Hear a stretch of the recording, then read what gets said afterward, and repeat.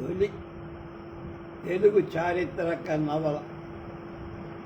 నవల రచయిత కవి సమ్రాట్ బ్రహ్మశ్రీ నోరి నరసింహశాస్త్రి గారి నారాయణ భట్టు నవల 14వ భాగం 4/8/24 37వ అధ్యాయం. నియమిత విధానంలో గోదావరి తీరంలో వెనక సంత జరిగిన ప్రదేశంలోనే రాయబారులు విశాలమైన పందిరి వేశారు. అందులో ఉచితమైన సమున్నతమైన వేదిక నిర్మించారు. వేదికపై 2 ఉన్నత ఆసనాలు ఏర్పాటు చేశారు. వేదికకు ముందు 2 పక్కల వాద నిర్ణయం చేయటానికి పాటు పడే పెద్దలందరికీ లెక్క ప్రకారంగా కిందగా ఆసనాలు వేశారు. వారు తప్ప వేదిక దగ్గరకు ఎవరూ రావటానికి అనుజ్ఞ లేదు. ఇక సభాసదులు 3 ప్రత్యేక స్థానాలు నియమించారు. వాళ్ళకి ఒక పక్క బౌద్ధ అభిమానులు, రెండో పక్క జైనులు, మూడవది మధ్య భాగంలో ప్రేక్షకులు.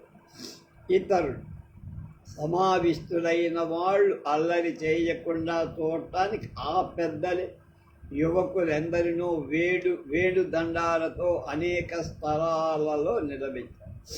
సభామందిరం అందరూ వచ్చినా సరిపోయేటట్లుగా సరిపోయేట్టు దాని చుట్టూ సాయుధులైన బేతయ్య నాయకుడి ఆజ్ఞ ప్రకారం రాజభటువులు కాపుగా వారితో 4 గజాలు అంటే ఏనుగులు, 16 అశ్వాలు కూడా రెడీ.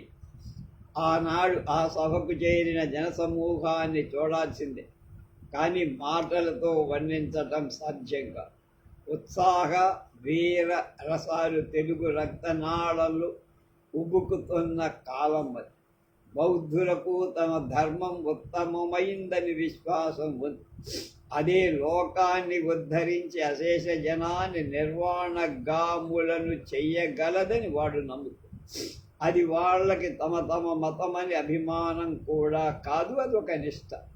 ఆ నిష్టతోనే జైన మతం అన్న వాళ్ళకి అసహ్యం, కానీ ద్వేషం వల్ల విరోధం వల్ల కాదు.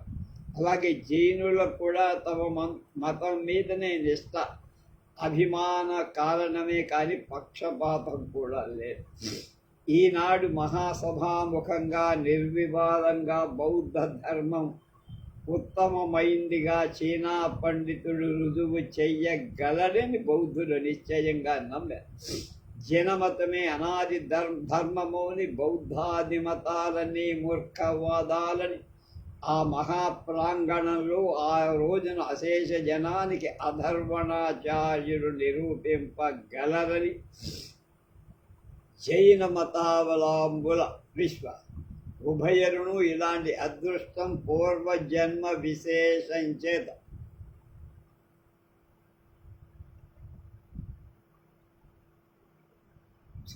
లభించినదని జనం ఉప్పొంగుతున్నారు. ఆ సభకు జైన పండితులు, బౌద్ధ పండితులు అసంఖ్యాకంగా వచ్చి ఒకానొక బౌద్ధుడు త్రిశరణాలు ప్రారంభింపగా బౌద్ధ సంఘంలో ఆ శబ్దం అందరూ అని ప్రతిధ్వనింపజేసింది.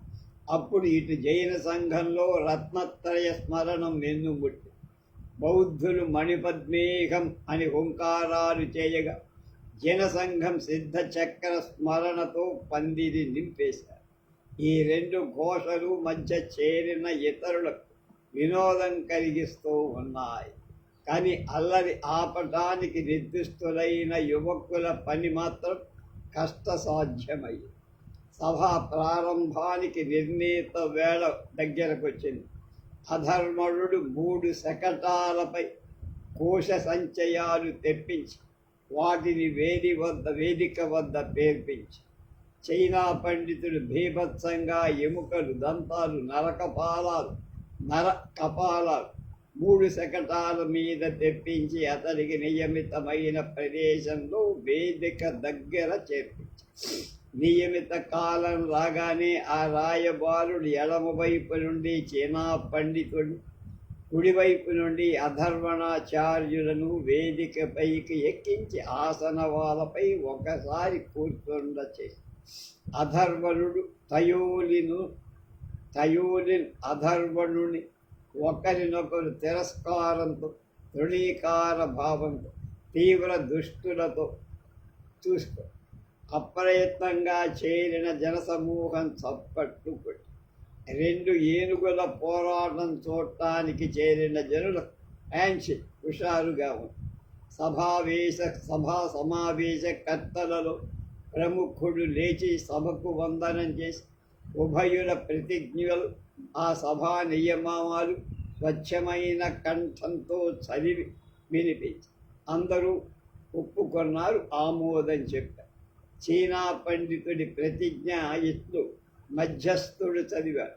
నమో తస్స భగవతో అర్హతో సమ్మా సంబుద్ధస్స. బుద్ధులు లోకానికి మళ్ళా బోధించు ధర్మమే ఉత్తమ ధర్మం, దానికి విరుద్ధ ధర్మాలు తుచ్చ. దీన్ని కాదని రుజువు చేసిన వాళ్ళకి నా తల నరికి వేయటానికి ఈ సభాముఖంగా అనుజ్ఞ ఇస్తుంది. ఈ ప్రతిజ్ఞ చదవగానే బౌద్ధ సంఘం జయ జయ ధ్వానాలు చే. శ్రీమత్ పరమ గంభీర స్యాద్వాదో మోఘవాంఛనం జియా త్రైలోక్యనాథస్య శాసనం చీన శాసనం వృషభనాథాధిపర్ధమానాథ పర్యంతం గల 24 సంఖ్యాక తీర్థంకరులే పవిత్రులైన ధర్మబోధ. జిన శాసనానికి విరుద్ధమైంది హేయం, అనుపాదేయం అంటే అనుసరించటానికి. ఇది కాదని ఎవరైనా రుజువు చేస్తారు సభాద్వారాలు దాటి బయటికి పోకుండా సల్లేఖనం చేసి ప్రాణాలు అర్పిస్తారు. అధర్వులు ఈ ధీర ప్రతిజ్ఞకు జైన పక్షపాతులంతా బిగ్గరగా చప్పట్లు కొట్టి సభా సమావేశానికి అప్పుడు ఒక చిక్కు ఏర్పడి ముందు ఎవరు ప్రారంభించాలి, ఎవరు పూర్వపక్షం చేయ. మధ్యస్థులలో ప్రముఖుడు దాచగదగిన తన సందేహాన్ని సభకు వెల్లడించి చీనా పండితుడు సర్వమతాలలో బౌద్ధం సర్వోత్కృష్టం కనుక తానే ముందు మాట్లాడాలి అన్నాడు. అధర్వణాచార్యులు పూర్వపక్షం చేయటానికి ఎక్కువ సుఖమని ఎదిగిన వాడు కనుక ముందు చీనా పండితుడి చేత ప్రారంభింప చేయటమే సమతమైన, వెంటనే తాను అందుకోకపోతే గౌరవహాని కలుగుతుందని ఇందరు తీర్థంకరుడు ఉపదేశించింది ధర్మం అవుతుంది కాని గౌతమ బోధ ధర్మం కానేరదు కనుక నేనే ముందు మాట్లాడాలి. అప్పుడు చీనా పండితుడు తాను సన్యాసి కనుక గృహస్థుడైన ప్రతి కక్షి కంటే ముందు వాదించటానికి తనకే హక్కు ఉందని చెప్పి బౌద్ధులలో వర్ణాశ్రమాలు లేనందున బౌద్ధ భిక్షువులు సన్యాసాశ్రమం గ్రహించిన వాళ్ళ పూజ్యులు కాదని, బౌద్ధ భిక్షువనగా భ్రష్టులలో అతి భ్రష్టుడు కనుక అతనికి సభా పూజ్యత లేదని తాను స్వయంగా పండితుడై అనేక విద్వత్ సభలలో జయపత్రికలు పొందినందుకు తనకే ముందు ప్రారంభించే హక్కుందని అధర్వణుడు. ఆ మాటలకు బౌద్ధాభిమానంలో కల్లోలం రేగింది. వాళ్ళ ఇరువురిని మాట్లాడనిస్తే ఉభయ పక్షాల రోషం ప్రజ్వరిల్లిస్తుంది. మధ్యస్థులలో ఉండి కోటీశ్వరుడు రాజపూజ్యుడు బుద్ధిమంతుడు అయిన గురునాథ శ్రేష్ఠి మాట్లాడటానికి లేచాడు. సభ నిశ్శబ్దమయ్యింది. అతడిలా, ఈ ఇద్దరు గొప్ప పండితులు, వారిలో ఒకరు మరొకరి వాదాన్ని అంగీకరించి ఒకరికి మించిన యుక్తి మరొకరి దగ్గర, కానీ నా స్థూల బుద్ధికి ఒకటి న్యాయమని అనిపిస్తుంది. వాదానికి రమ్మని ముందు ఆహ్వానించింది చీనా నుండి వచ్చిన ఈ మహానుభావం. తర్వాత ప్రతిపత్రిక పంపింది ఈ మహానుభావుడు అధర్వ. కాబట్టి ముందు పత్రిక పంపిన చీనా పండితుడు మొదట మాట్లాడటం సమంజసమని నాకు తోస్తుంది. ఒక్కసారిగా బౌద్ధ సంఘంలో నుండి జయ జయ నినాదాలు మునింది. చీనా పండితుడే గెలిచాడు. చీనా పండితుడికే ముందు ఉపన్యసించే అధికారం కలదు. జైన పక్షం నుండి అన్యాయమని కొన్ని కేకలు వచ్చాయి, కానీ ఆ వైశ్య నిర్ణయం అన్యాయమని ఒక్కరూ చెప్పలేకపోయారు. శ్రేష్ఠి యుక్తికి, ధర్మదీక్షకు అతనికి బౌద్ధ సంఘం సంతోషించింది. చీనా పండితుడు ఉపన్యాసం మొదలుపెట్టి అతడు ముందు చీనా భాషలో కొన్ని స్తోత్రాలు చదివాడు, పాలీ భాషలో కొన్ని చదివాడు, ఆ పైన సంస్కృత స్తోత్రాలు చేశాడు. ముగించి తాను చీనా భాషలో ఉపన్యసిస్తానని అక్కడ కూడిన భిక్షులలో ఒకడు తెలుగులోని దాన్ని అనువాదం చెయ్యాలని సభికులకు చెప్పాడు. వెంటనే అధర్వణుడు దానికి అడ్డుపెట్టాడు. ఉభయులు సంస్కృతంలోనైనా మాట్లాడాలి, లేక ఉభయులు తెలుగులోనైనా మాట్లాడాలి. ఇంతవరకు తెలుగులో మాట్లాడిన చీనా వారికి తెలుగు రాదా? మరొక భిక్షువు తెస్తే అతడు చెప్పేదొకటి, ఈయన చెప్పేదొకటి కాదు. నాకు విచారింపగా ఈ చీనా మనుషుడు చీనా వాడే కాడని, పండితుడు అసలు ఎంత మాత్రం కాడని అర్థం. అందుచేత అతడు సభకు తెలియని భాషలో మాట్లాడటం న్యాయం కాదు. ఒకవేళ అతడికి చీనా భాషలో ఉపన్యసింపటానికి అనుజ్ఞ ఇస్తే నాకు కన్నడంలో మాట్లాడటానికి అనుజ్ఞ ఇవ్వాలి. ఎవరో ఒకరు తెలుగులోని దాన్ని కూడా తర్జుమా చేయాలి. సభకు చీనా భాష కానీ కన్నడం కానీ రాదు. ఈ ఉభయ పండితుల వాదాలు తెలుగులోనే వినాలని ఆ సభకు వచ్చిన వాళ్ళందరి కుతూహలం. అందుచేత అధర్వణాచార్యుడు చెప్పింది యుక్తియుక్తంగా ఉందని, చీనా పండితు కూడా తెలుగులోనే మాట్లాడాలని సభ వాళ్ళు నిర్ణయించారు. అప్పుడు అది విని జైన సంఘంలో ఒక్కసారిగా జయ జయ నినాదాలు ఉంటాయి. బౌద్ధ సంఘంలో నుండి అక్రమం అని కేకలు బయట. ఈ అల్లరి శాంతింత చేయడానికి ఎంతో కాలం పట్టి అప్పుడు విధి లేక చీనా పండితుడు తెలుగు భాషలో మాట్లాడటం ప్రారంభించి అతడు తెలుగు కొంత నట్టుగా మాట్లాడినంత వరకు పుస్తకంలాగానే మాట్లాడు. దానికి అక్కడ ఉన్నవాళ్ళంతా ఆశ్చర్యపడు. ఎంత మేధ కలవాడు ఈ చీనా పండితుడు! అధర్వణాచార్యులే అతని భాషా సాధనకు ఆశ్చర్యపడ్డాడు. దానం, శీలం, నైష్కర్మ్యం, ప్రజ్ఞ, వీర్యం, సత్యం, క్షాంతి, అధిష్టానం, మైత్రి, ఉపేక్ష, ఇవి దశపారమిత. ఇవి అన్నీ నాలుగ సంఖ్యేయ కల్పాలు నిరంతరంగా అనేక జన్మలలో సాధించి సిద్ధత పొంది శక్య గౌతమ ముని బుద్ధుడయ్య. ఆ మహానుభావుడు మొదట దీపంకర బుద్ధుడి యొద్ద దీక్ష పొంది కాశ్యప బుద్ధుడి వరకు 24 బుద్ధుల యొక్క దీక్షను పొంది తుదకు గౌతముడై అవతరించి సమ్మానం బుద్ధి అనుగ్రహి. బుద్ధ దీక్ష ఎంత కఠిన సాధ్యమైందో శాస్త్రం ఇలా చెబుతోంది. ఈ లోకమంతా సముద్రమయమైనప్పుడు ఎవడైనా దాన్ని బాహువులతో ఈది ధరింపగల దాట సమర్థుడు ఉంటే అలాంటి వాడు బుద్ధత్వం సాధించవడు. ఈ లోకమంతా మండుతున్న అగ్నిగోళమైతే దానిపై పాదచారి అయి ఈ చివరి నుండి ఆ చివరి దాకా నడిచిపోగలవాడెవడైనా ఉంటే వాడు బుద్ధత్వాన్ని పొందగలడు. అలాంటి బుద్ధత్వం అనేక జన్మలెత్తి సాధించిన వాడు గౌతమ బుద్ధుడు. బుద్ధ భగవానుడు బుద్ధత్వం ప్రాప్తించిన వెంటనే మారుడు అంటే మన్మధుడు వచ్చి నిర్వాణంలో ప్రవేశించమని ఆయనకు ఉపదేశం.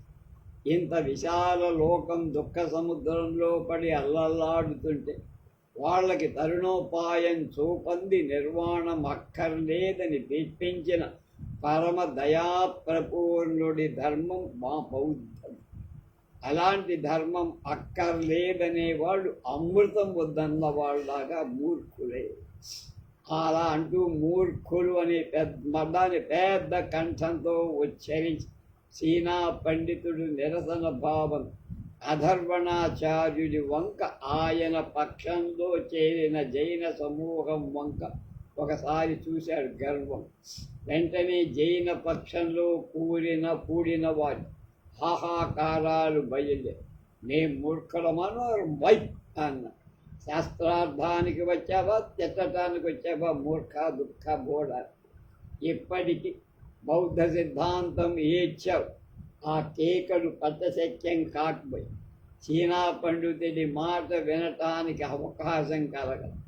గురునాథ శ్రేష్ఠి మళ్ళా లేచి నిలబడి జైనుల వంక తిరిగి నమస్కరించి నిశ్శబ్దంగా ఉండమని మీరు ఆగ్రహించటానికి కారణం లేకపోరా, వాదంలో కొంచెం దూషణం కూడా ఊర్చు. నేను చీనా పండితులను కూడా ఇదే ప్రార్థిస్తాను. ఎవరి సిద్ధాంతం వారు చెప్పాల్సిందే కానీ ప్రతిపక్షాన్ని దూషించడానికి వీలు లేదు. ఇది ఆంధ్ర అసెంబ్లీ కాదు. మీరంతా అనుజ్ఞ ఇస్తే దూషణం వదిలి పండితుడు ఉపన్యసిస్తారు. అధర్వణుడు జైనులు శాంతించారు. చీనా పండితుడు మాట్లాడాడు. నాకు ధర్మబోధకు కోశాలక్కల పుస్తకాలు ఎందుకా ఎద్దుబరువు? నాకు మీరిక్కడ చూపుతున్న ఎముకలు, దంతాలు, కాపాలాలు చాలు. ఈ లోకమంతా దుఃఖం దుఃఖం దుఃఖం.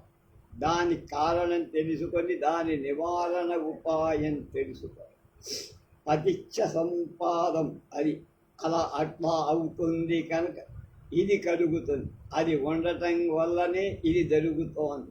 అది అలా ఉండకపోతే ఇది మాయ అవుతుంది, మాయమైపోతుంది. అది ఆగిపోతే ఇది ఆగి. పతిచ్చ సముపాద అని బౌద్ధ ధర్మ సంఘం నుండి హర్షధ్వనులు కలవు. దాని వివరం ఎన్నోసార్లు బౌద్ధ పండితుల వద్ద తెలుసుకొని అర్థం కాకుండా మధ్యవర్తి రాయబారుడు చీనా పండితుని వివరణ ఎంతో బాగుందని ప్రత్యక్షంగా మెచ్చారు. ఈ శిలాఘాలు నిర్లక్ష్యంగా చిరునవ్వుతో స్వీకరిస్తూ చీనా పండితుడు ఉపన్యాసం సాగించారు. నిర్వాణ సంపాదన ఆర్యాష్టాంగ మార్గన్నే కానీ సాధ్యంగా ఈ అష్టాంగాలు సదభిప్రాయం, సదాలోచన, సత్సంభాషణ, సత్ప్రవర్తన, సజ్జీవనం, సత్ప్రయత్నం, సన్మనస్కత, సన్మననం కనుక అలాగే బుద్ధుల మధ్య మార్గం అటు దేహాన్ని విశేషంగా శ్రమ పెట్టి నీరసింపచేసి జీర్ణించ చేయకూడదు. ఇటు ఇంద్రియ డోలురై దేహ సౌఖ్యాన్ని సంపాదింపకూడదు. బుద్ధుల ధర్మం క్లుప్తంగా సబ్బ పాపస్స అకరణం, కుశలస్స ఉపసంపద, సచ్చిత్త పరియోదపానం, ఏతం బుద్ధన శాసనం. ఇలాంటి సన్మార్గాన్ని అనుసరించడం పనికిరాదు అని చెప్పేవాడు ఉంటారా? సంబద్ధుడు మహేంద్రుడి కంటే, బ్రహ్మ కంటే, సమస్త దేవతల కంటే గొప్ప ఉత్కృష్ట.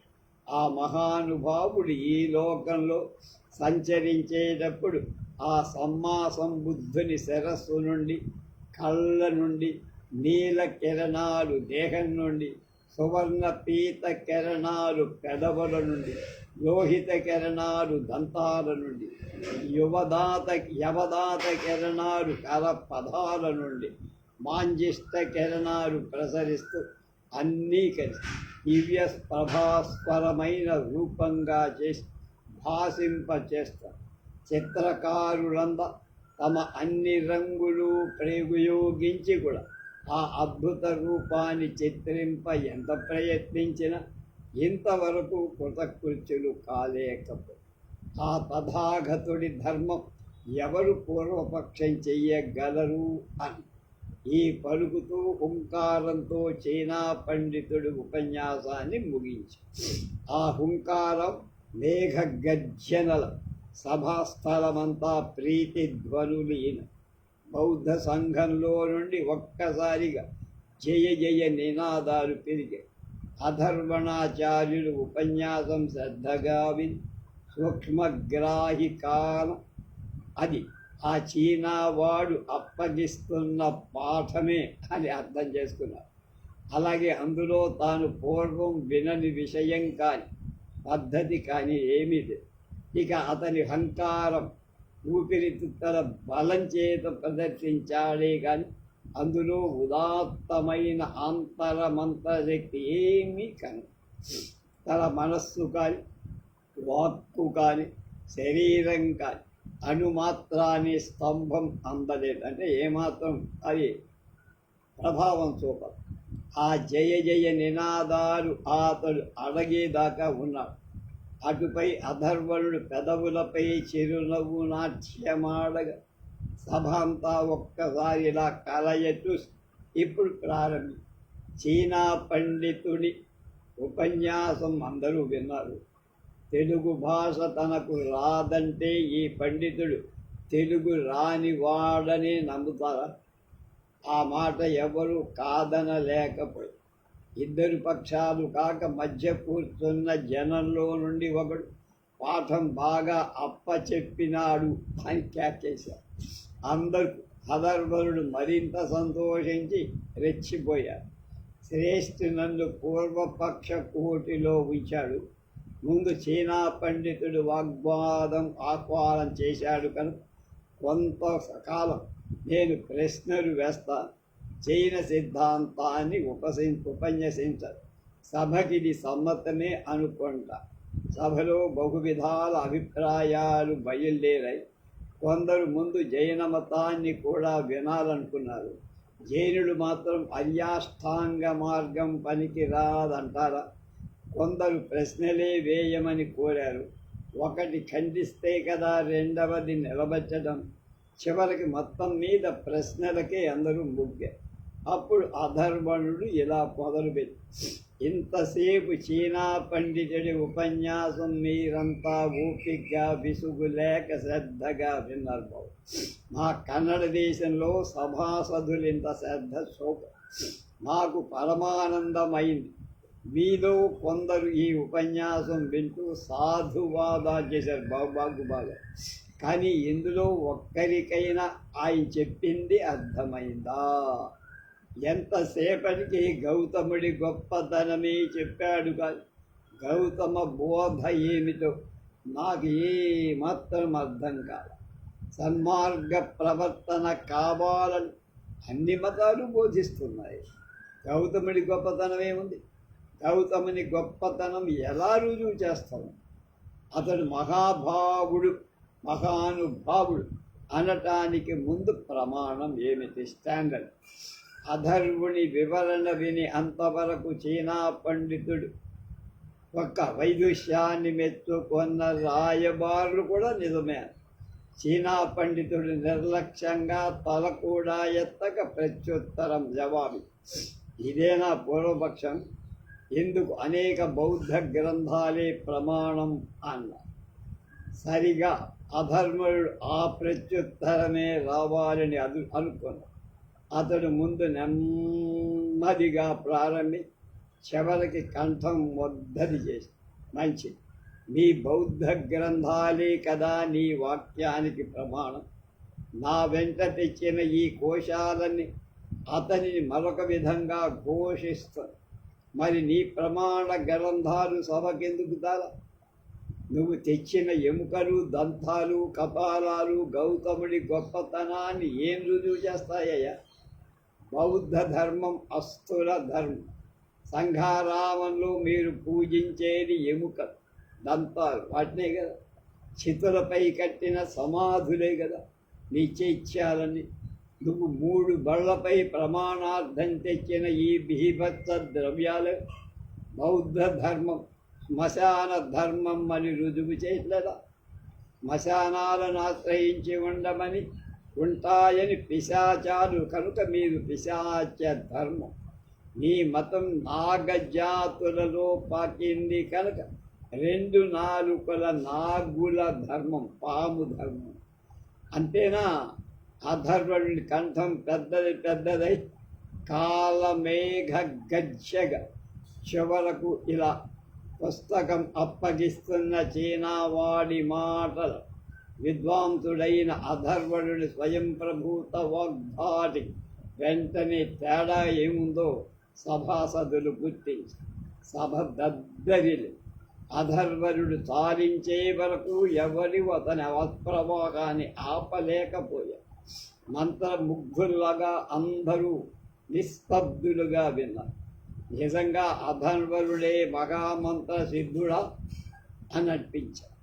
బౌద్ధ జనంలో కలకలం వచ్చి మధ్యనున్న తటస్థ జనులను వేదిక చుట్టి ఉన్న రాయబారు నిజమే, ధర్మం రుజువు చేయటానికి ఎముకలు దంతాలు కపాలాలు ఏమిట్రా, మరీ పిచ్చగా ఉంది, భీభత్స ప్రదర్శనమా, శ్మశానాన్ని మనం ఎగ్జిబిషన్లో పెడుతున్నామా అంటూ అపహాస్యం. చీనా పండితులు మండిపోయిన వాడికి ఎక్కడో కాదు. నువ్వేదో వేద పండితుడు అనుకున్నావు, నీ పూర్వపక్షం ఎంతేనా? ఇలాంటి పూర్వపక్షం చేస్తే చీనా దేశంలో ఏం చేస్తారో తెలుసా అన్నాడు వాడు. అలా అంటూ చీనా పండితుడు పక్కనున్న ఎముకలు దోశలు ఒక్కసారి ఎత్తి వేదికపై పోసి ఏదో చెప్పబోదు. అధర్వణాచార్యుడు మెరపు మెరిసినట్టు లేచి ఆ ఎముకలు తీసి చీనా పండితు నెత్తినే పోశారు. ఆపై ఒక్క క్షణంలో ఆ సభాంగణం రణరంగంగా మారింది. ఈ ఉభయ పక్షాలు అందుకు సంసిద్ధాలై వచ్చినట్టు కనపడి, కానీ ఇందులో బౌద్ధుల మెలకువ జైనులలో కనిపించదు. సందడి సర్దుతున్న యువకుల చేతుల్లో కర్రలు రెండు పక్షాల వాళ్ళు బలంగా లక్కుని ప్రయోగించారు. చీనా పండితుడు తన వాదానికి సాక్ష్యంగా తెచ్చిన 3 బళ్ళ ఎముకలు, దంతాలు, కపాలాలు ఒకవైపు, అధర్వణుడు తెచ్చిన కోశం ఒకవైపున ఆయుధంగా ఉపయోగపడి బౌద్ధ పక్షంలో 10 మంది చచ్చిపోయారు, జైన పక్షంలో 20 మంది అయిపోయారు. ఉభయ పక్షాల గాయాలు దెబ్బతిని వాడు అరుదుగా, తటస్థులై చూడవచ్చిన వాళ్ళకు కూడా ఆ మహత్తత్వం. అతి కష్టం మీద పై గుడ్డలతో అటు చీనా పండితుడు ఇటు అధర్వణుడు నిర్వృణులై నివాసాలు చేరారు. అంటే దెబ్బలకు పావులూరి మల్లన, వేములవాడ భీమకవి పూచిన కింశుకాలల నెత్తురుతో తడిసిన వస్త్రాలతో పంపలు చేరారు. సభకు రాయబారం జరిపిన వారిలో ముఖ్యుడు ఉభయుల వారింప అడ్డం పోయి 2 వైపులా దెబ్బలు కింద పడి మోర్చడు. చిత్రంగా గురునాథ శ్రేష్ఠి మాత్రం ఎలా కూడా తప్పించుకొని బండెక్కి వెళ్ళిపోయాడు. రాజభటుల నాడు మొత్తం 300 మందిని బంధించి జైల్లో పెట్టి, రాజభటులు చైనా పండితుని అధర్వణ పండితుని రాయబారులను పట్టుకోపోతుండగా బేతయ్య నాయకుడు ఆపేశారు. ఆ రాత్రి చీనా పండితుడి పక్షంలో కొందరు, అధర్వణాచార్యుల పక్షంలో కొందరు జయపత్రికలు వ్రాసి ఇమ్మని రాయబారం జరిపిన వారి గృహాలకు జనం వెళ్ళారు.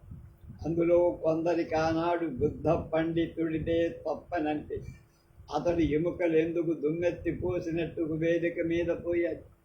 అధర్వణాచార్యుడు అడిగిన ఒక్క ప్రశ్నకే చీనా పండితుడు ప్రత్యుత్తరం ఇయ్యలేక దౌర్జన్యానికి దిగాడని, బౌద్ధ ధర్మం శ్మశాన పిశాచ ధర్మం మని అధర్వణాచార్యుడు యుక్తియుక్తంగా నిరూపించాలని వివరాలు వ్రాస్తూ అలాంటి వాడు అధర్వణాచార్యుల జయపత్రికపై సంతకాలు. మరికొందరు ఆనాడు అధర్వణుడిదే తప్పని అభిప్రాయం.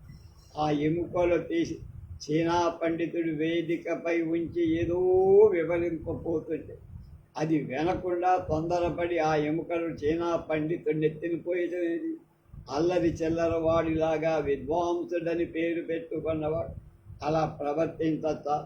అలాంటి వాడు చీనా పండితుడు బౌద్ధుల అష్టాంగ మార్గాన్ని ప్రతిచ్ఛ సంపాదాన్ని అద్భుతంగా నిరూపించాడని అధర్వణాచార్యుడు జైనవాదం కూడా చెప్పజాలక వంక పెట్టి తప్పించు అని చొప్పదంటూ ప్రశ్న వేసి దానికి జవాబు చెబుతుండగా అడ్డం వచ్చి హీనంగా దౌర్జన్యం చేశాడని ఇతర వివరాలు చేర్చి చీనా పండితుడు టయోలిన్ జయపత్రికపై వాడు చేయబడాడు సంతకాలు. ఆ రాత్రి గురునాథ శ్రేష్ఠి ముందు అధర్వణ పక్షపాతులు వచ్చి వారి జయపత్రికలపై సంతకం చేయించుకున్నారు. ఆ తర్వాత చీనా పక్షం వాడు వచ్చి అతని చేత ముద్ర వేయించు. ఈ 2 జయపత్రికలపై ఇతరులకు వేలకు వేలుగా ఆ రాత్రి రాత్రంతా సంతకాలు చేస్తూనే ఉంది.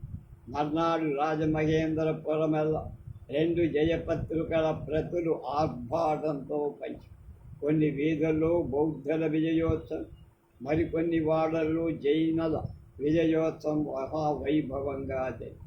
పాపం అధర్వణాచార్యులకి జయ సందర్భంగా పెద్ద దుఃఖం కారణమై సభాంగణంలో అతడు తీసుకుపోయిన కోశాలు చాలా భాగం దెబ్బతిని పాడై అవి బౌద్ధులపై విసరినందు వాళ్ళవి తీసుకొని కసితీరా ముక్కలు చేసి నిప్పండించి ఆ బూడిద పక్కనున్న గోదావరిలో పెట్టి ఆ కోశాలు అమూల్యమైన అనేక గ్రంథాలు ఉన్నాయి.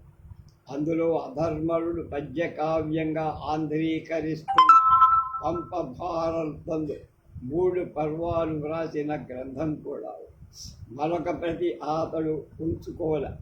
ఆడంబరం కోసం వేసిన కోశంలలో అతడు కూడా వేసుకొని వెళ్ళి అది పోయినందుకు అతని ఉత్సాహమంతా ఆ కోశం సంపాదించిన వాళ్ళు పెద్ద బహుకృతి ఇస్తారని ప్రకటించారు, కానీ దొరకల.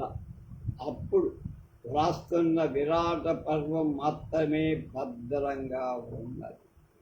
39వ అధ్యాయం.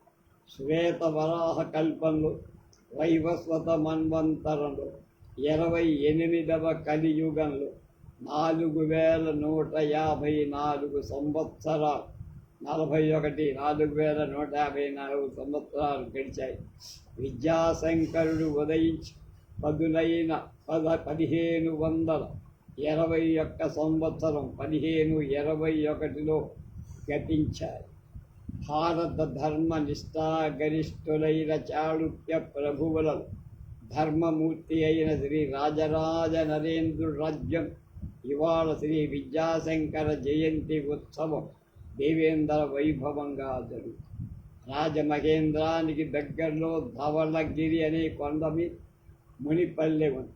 అక్కడ శృంగగిరి పీఠాధిపతులెన్నడూ ఒక ఈశ్వరాలయాన్ని ప్రతిష్ఠించి ధవళేశ్వరుడనే పేరు పెట్టి ధవళగిరి పార్శ్వంలో శృంగగిరి పీఠాధిపతుల సన్యాసాశ్రమం స్వీకరించిన భారతీయ స్వామి ఒకరు అందులో తపస్సు చేసుకుంటూ నివాసం ఉంటారు. వేంగి ప్రభువులు ఆ భారతీయ స్వామి జగద్గురు ప్రతినిధిగా పూజిస్తూ దర్శనాధికారులకు అక్కడ నిత్యం భక్తులు రావడం శ్రీ స్వామివారికి ఇష్టం లేదు. కానీ విద్యాశంకర జయంతి నాడు అలా కాదు. రాజమహేంద్రపురంలో ఉన్న అశేష బ్రాహ్మణ బృందం పొద్దున్నే లేచి చేయాల్సిన నిత్యకర్మలన్నీ వెంటనే ముగించుకొని సమిత్ప్రాణులై ధవళేశ్వరంలోని భారతీయ స్వామి ఆశ్రమానికి చేరారు. అక్కడ అప్పటికే సర్వసంపన్నంగా అలంకరించిన భద్ర గజం ఒకటి నిలబడి ఉంది. ఆ భద్ర గజానికి శంకర గజమని పేరు. అది రాజరాజ నరేంద్రుని భద్ర గజంలాగా ఉంటుంది. ఆ 2 రాజరాజశాలలో సర్వ గౌరవాలతో పూజలు పొందుతారు. శంకర గజం దంతాలకు రత్నాలతో పొదిగిన బంగారు తొడుగు, ముఖానికి శంకర విగ్రహ ఆకారంలో ముత్యాలతో గుచ్చిన చిత్ర పట్టిక ఒకటి మెరుస్తుంది. వీపుపై కాషాయ వర్ణంకల పట్టు వస్త్రం కప్పబడి దానిపై శ్రీచక్రాకృతి గల అమూల్యమైన అంబారీవం. శంకర గజం కదిలినప్పుడల్లా మేళా మీద అలంకరించిన వెండి గంటల మందునాదాలు శ్రవణ పర్వాన్ని చేస్తారు. అక్కడ చేరిన బ్రాహ్మణ బృందంలో నన్నయ్య భట్టాల చీదమాది, పంప భట్టోపాధ్యాయ, హేమల భట్, చెత్తన భట్, ముట్టన భట్, వజ్జీయ ప్రగడ నృపకామ దండనాథ ఊర్జర బ్రాహ్మణాగ్రణి. అతని వెంట ప్రబోధ చంద్రోయ గ్రంథకర్త కృష్ణమిత్రుడు, నిర్వణ భట్టు, కాశ్మీరాగత కవి, మరొకరెందరూ చాలామంది. వాళ్ళంతా యథాశాస్త్రీయంగా ఆ భారతీ ఎత్తికి సాష్టాంగ వందనం చేశారు. అప్పుడు ఆ శంకర సంయమీంద్రుని అనుజ్ఞ పొంది ఒక సువర్ణ ఘటం భద్రగజంపై ఉంచి ఏకాదశ సంఖ్యకారులైన 11 మంది వేద విప్రుడు రజత ఘటాలు గ్రహించారు. మంగళవాద్య పురస్సరంగా వాళ్ళంతా గోదావరికి బయలుదేరు. వేద విధులు శంకర గజాన్ని పరివేష్టించి స్వస్తివాచకం చేస్తున్నారు. వేద విప్రుడు పవిత్రమైన గోదావరి వారి మంత్ర పురస్సరంగా గజాలపై ఉన్న సువర్ణ ఘటాన్ని తమ చేతులలో ఉన్న వెండి కొండలను నింపారు నీళ్లు. మళ్ళా మంగళవాద్య పురస్సరంగా ప్రదక్షిణ మార్గంలో వేద ఘోషతో ఊరేగి ధవళేశ్వర ఆలయానికి వచ్చారు. శంకర స్వామి ఏకాదశ విప్రుల సహాయంతో మహన్యాసపూర్వకంగా ఈశ్వరుడికి అభిషేకం ప్రారంభించారు. 11 మార్లు అందరూ అభిషేకం చేసేటప్పటికి మహారుద్రాభిషేకమయ్యి చుట్టూ చేరిన శతాధిక సంఖ్యాక విప్రుల నమక ఘోషంతో అతిరుద్ర పారాయణం అయిపోయింది. నిరంతరం అక్కడికి గోదావరి నుండి అందిస్తున్న గోదావరి నీటి సహస్రాధిక ఘటాభిషేకం కూడా పూర్తయింది. శంకర సంయమీంద్రుడి శతరుద్రీయం శాంతంగా స్పష్టంగా స్వచ్ఛమైన మధుకంఠంతో చెప్తున్నారు. బ్రాహ్మణ బృందం అంతా అనేక గ్రీవంగా ఆ యతీంద్రుని కంఠంతో కలిపి చెప్తున్నారు. ఆ అభిషేకం అత్యంత ద్రవ్య విశేషంలో కానీ, పరికర వైభవంలో కానీ, జన సమ్మర్దంలో కానీ లేదు. ద్రవ్యలోపం లేదు. గోక్షీరం, గోఘృతం, గోదధి, ఈక్షురసం, మధువు, ఆమ్రఫలరసం, నారికేళ ఉదకం ఇలాంటి వాటిని అభిషేక అరక వస్తువులే సమస్త వస్తువులు పుష్కలంగా ఉపయోగణాలు నిరంతరంగా గిరి ప్రదక్షిణం చేస్తున్న జనసంఘాలు తండోపతండాలుగా వచ్చి దర్శించిపోతున్నారు. వాడు తెచ్చిన మామిడి పళ్ళ రాసి పర్వతాకారంగా వీణా మురజాది వాద్యాలు కర్ణ పర్వం చేస్తారు. నత్తెన జనులకు నృత్యంలోని హృదయ తాళాలు వేస్తారు. అక్కడ అనువైనటువంటి శోభ ఆ బ్రాహ్మణ మహాజనం నిశ్చల బుద్ధులతో నిష్కంపాలైన శిరస్సులతో ఏకకంఠంతో మధ్యమ స్వరం, అటు తొందర కానీ ఇటు ఆలస్యం జాగు కానీ చేసే మంత్రోచ్చారణలు చాలా ఆకర్షణీయంగా. కృష్ణమిత్రుడు అది చూసి పొందిన ఆనందానికి అవధి లేదు. అభిషేకం తర్వాత భారతీ స్వామియే సహస్ర కమలాలతో ఈశ్వర పూజ చేసి యథాసంభవమైన ఫలాదులు నైవేద్యం ఇచ్చారు. పూజ చెయ్యల చివర వేదాంగలు తత్తద్విధులు ధవళేశ్వరుడికి వినిపించారు. శంకర స్వామి తైత్తిరీయ ఉపనిషత్తులు, గీతా శ్లోకాలు కొన్ని, మొదటి 4 బ్రహ్మసూత్రాలు, శంకర కృత శారీరక మీమాంసలో అధ్యాస భాష్యాన్ని ప్రవచనం చేశారు. 3 జాములైన తర్వాత శంకర గజంపై శంకర సంయమీంద్రుడు పట్టణ వీధుల మీద మహావైభవంతో ఊరేగారు. కోట గుమ్మం దగ్గరకి రాగానే రాజరాజ నరేంద్రుడు అమ్మంగ మహాదేవితో వినీతుడై వచ్చి వారు శంకర సంయమీంద్రుల పాదాలను వందనం ఆచరించి చరణ రేణువులు శిరస్సు పైన భక్తితో ఆ ఉత్సవం ఆగే స్థలాలు కొద్ది చోట్ల మాత్రం. సంధ్యాకాలం అయ్యేటప్పటికి పుర సంచారం పూర్తయిపోయినట్టు ఊరేగి అప్పటికే సువాసినుడు అసంఖ్యాగాలుగా అక్కడ చేరి ధవళగిరి అంతటా వేరు ప్రస్థమైన చక్రాకారం ఏర్పడేటట్లుగా దీపారాధన సిద్ధం చేశారు. సంధ్యా సమయం వెంటనే ఆ సువాసినుడు ఆ దీపాలు వెలిగించారు.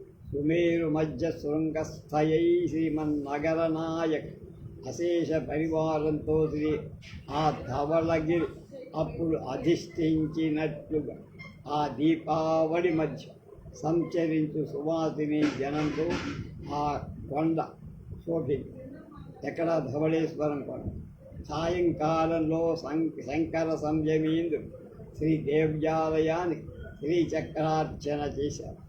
తదంగంగా అక్కడ సమావిష్టులైన సువాసీ జనం బారుగా కూర్చొని పరదేవతా బుద్ధితో భక్తి వినమ్రులై ఆ శంకర స్వామియే స్వయంగా పూజ చేశారు.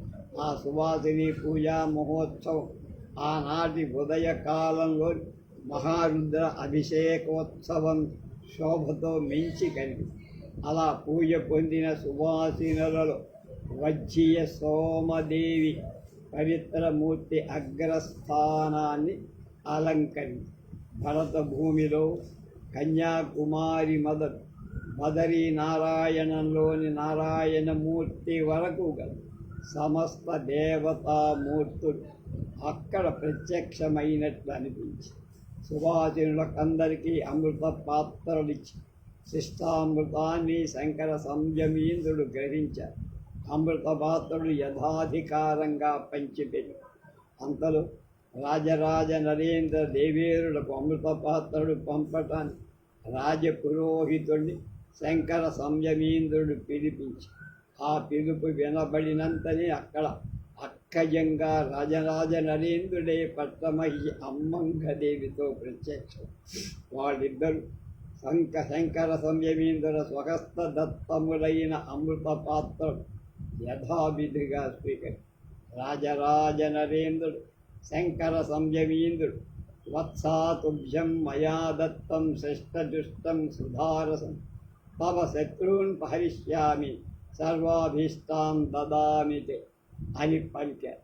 రాజు కూడా ఆదాయచ గురో సాక్షాత్ ఆదిశక్తేర్ముఖాంబుజాత్ దత్తం శిష్టామృతం పుణ్యం సంవిదగ్నౌ జుహోమ్యహం అని ఈయన కూడా ఒక శ్లోకం చెప్పి దాన్ని తీసుకు. మహారాజు పూజా సమయానికి రావటం సాధారణంగా జరగదు. అలా వచ్చినప్పుడు కూడా ముందుగా తెలియచేసి వచ్చే ఆచారం. కానీ ఆ రోజు కూర్చోడానికి నియమితమైన ప్రత్యేక స్థానం కూడా ఏర్పడి ముందు తెలపకుండా వచ్చిన భేదం ఏమీ లేకుండానే చేసి మహారాజును మహారాణి ఎప్పుడు వచ్చారో కూడా ఎవరికి. పూజోత్సవ సమయంలో మహారాణులు భారత సంప్రదాయంలో తెరచాటు లేదు. పూజ అయిపోయిన తర్వాత శ్రీదేవికి బ్రాహ్మణులు వేదాంగ శ్రవణాలు చేశారు. శంకర స్వామి వేదాంత శ్రవణం చేశారు. అప్పుడు చీదమాచార్యులు ఆర్యులకు ఒక మనవి చేశారు. పూజాంగాల్లో నాటక పఠనం చేయటం ఆచారం లేదు. భారత రామాయణ పఠనము కేవలం ఉపనిషదర్థమే దృశ్యకావ్యంగా ప్రబోధ చంద్రోదయం అనే నాటకాన్ని ఇక్కడ సమాగతులై ఉన్న కృష్ణమిశ్ర కవీంద్రుడు రాశారు. అందులో ఒక ఘట్టం శ్రీదేవి సమక్షంలో వినిపించటానికి నేను అనుజ్ఞ కోరుతాను. శంకర స్వామి చిరునవ్వునడు. పూర్వమీమాంసకుడు నువ్వే కావ్య శ్రవణం అర్థిస్తే నాకు ఇలాంటి అభ్యంతరం ఉంటుందయ్యా, పరమానందం అన్నాడు. కృష్ణమిశ్రుడు ఆచార్యులకు పరదేవికి వందనమాచరి ప్రబోధ చంద్రోదయం అనే ఆధ్యాత్మిక నాటకం 6వ అంకంలోని 7వ భాగం వినిపి తతః ప్రవిశతి ఉపనిషత్ శాంతిశ్చ అని చదివి ముగించారు. సభాసదులంతా ఆనందించి ఆ తర్వాత శంకర సంయమీంద్రుడు తన గురువు శృంగగిరి పీఠాధిపతి శ్రీముఖము ఈ సమయంలో శ్రీదేవి సన్నిధానంలో ఇక్కడి చాతుర్వన్య జనాలను పిలిపించడానికి ఆజ్ఞాపించారని చెబుతూ ఆ పత్రాన్ని సభాపతికి ఇయ్యగా అతడు కళ్ళకద్దుకొని ఇలా చదివాడు. అంటే శృంగేరి నుంచి ఒక పత్రం వచ్చి అది చదివి వినిపిస్తుంది. శ్రీమత్ పరమహంస పరివ్రాజకాచార్య పదవాక్య ప్రమాణ పారావారపాలీన యమ నియమానస ప్రాణాయామ ప్రత్యాహార ధ్యాన ధారణ సమాధ్యస్థాంగ యోగా అనుష్ఠాన నిష్ఠా గరిష్ట పవశ్చక్రవర్తి పశ్యనాద్య అవద్య అనాద్య విచ్ఛిన్న గురు పరంపరా సాంప్రదాయక షడ్దర్శన స్థాపకాచార్య వ్యాఖ్యాన సింహాసనాధీశ్వర సకల వేదార్థ ప్రకాశ సాంఖ్యత్రయీ ప్రతిపాదక సకల నిగమాగమ సౌర సారహృదయ వైదిక మార్గ ప్రవర్తక సర్వతంత్ర స్వతంత్ర శ్రీమద్ రాజాధిరాజ మహారాజు రాజగురు భూమండలాచార్య ఋష్యశృంగ గురి ఋష్యశృంగ గిరిపురవరాధీశ్వర శ్రీమద్ విద్యాశంకర పాద పద్మారాధక శ్రీమద్ సచ్చిదానంద భారతీ స్వామి కర కమల సంజాత శ్రీ బోధానంద భారతీ స్వామి ప్రవర్తిత శ్రీముఖ పత్రిక ఇప్పటికి 20 సంవత్సరాల క్రింద శ్రీకృష్ణ శర్మ అనే కర్ణాటక దేశ బ్రాహ్మణుడు తురీ ఆశ్రమాన్ని తీసుకొని మా వద్దకు ఉపదేశార్థం అర్థింపగా కరుణించి ఉపదేశించు. కానీ అనుష్ఠానాది తెలుసుకోకుండానే అతడు సెలవు తీసుకొని వెళ్ళిపోయాడు. ఆ తర్వాత విచారించగా అతడు బౌద్ధ భిక్షువులతో సహవాసం చేసేది హేయమైన ఆచారాన్ని అవలంబిస్తున్నాడని తెలియవచ్చు. అది విచారించగా నిజమనిపించింది. అప్పుడు మేము చాతుర్వర్ణ్య శిష్ట బృందం నుండి బహిష్కరిస్తూ అతని హృదయ మధ్యంలో మొత్తమైన మా ముద్ర వేయించి శ్రీముఖ పత్రికలు కన్యాట కటకాది ప్రదేశాలు ప్రచురించాడు. కానీ అతడు చాలా కాలం ఏమైపోయాడు అదృశ్యమై. ఇప్పుడు విచారింపగా అతడు రాజమహేంద్రపుర ప్రాంతాలు కొంతకాలం నుండి మారు వేషంలో సంచరిస్తూ గౌరవం పొందుతున్నాడని తెలిసి అతని వక్షోభాగంలో అంకితమైన మా ముద్రచే గుర్తించి అతని సర్వ విధాల బహిష్కృతినిగా భావింపవలదని రాజమహేంద్రపుర చాతుర్వర్ణ్య శిష్య బృందానికి మేము తెలియచేస్తున్నాం. ఇది నారాయణ స్మృతి శ్రీ సద్గురు విద్యాశంకర బోధానంద స్వామి శ్రీముఖ పత్రిక చదివించి పూజ పూర్తి చేశారు. మహావైభవంగా ఆ రాత్రి సంతర్పణ జరిగింది. కృష్ణ శర్మ ఎవరు, ఏ మారు వేషంలో ఇక్కడ పూజ పొందుతున్నాడు? మారు వేషంతో రాజమహేంద్రవరంలో తిరిగిన బ్రాహ్మణుడు తన పేరు నారాయణ భట్ అని చెప్పాడు. అతడు ఎంతో వైదిక నిష్ట కలవాళ్ళలాగా ఉంటాడు. అతడు బహిష్కృతుల అది మరుగుపరచడానికి అంత విశేషాభిమానం నటిస్తున్నాడా? అతడు కాదాలుడు ఎవరో మరి. ఈ విధంగా అతని గుర్తించడానికి అందరూ వ్యగ్రులయ్యారు. అతడికి వచ్చేటప్పటికీ రాజరాజ నరేంద్రు అంబంగ మహాదేవియు అజ్ఞాతంగా వచ్చి మళ్ళా రాజమందిరానికి వెళ్ళేటప్పుడు రాజరాజు ఉత్తమాశ్వంపై ఎక్కారు. అంబంగ మహాదేవి అందల వ్యక్తి పంచతూర్యాలు మొలస రాజమయ్య జననాథుడు మొప్పరాజు మొదలైన దండనాథులు అనేక రాజభటులతో పరివేష్టించి వాళ్ళు అనుసరించి కోటలోకి చేర్చారు. అప్పుడు వెలిగించిన కరదీపికల కాంతి రాజమార్గంలో పగలి అన్నంత భ్రాంతి కలిగించింది. మిగతా విషయాలు రేపు.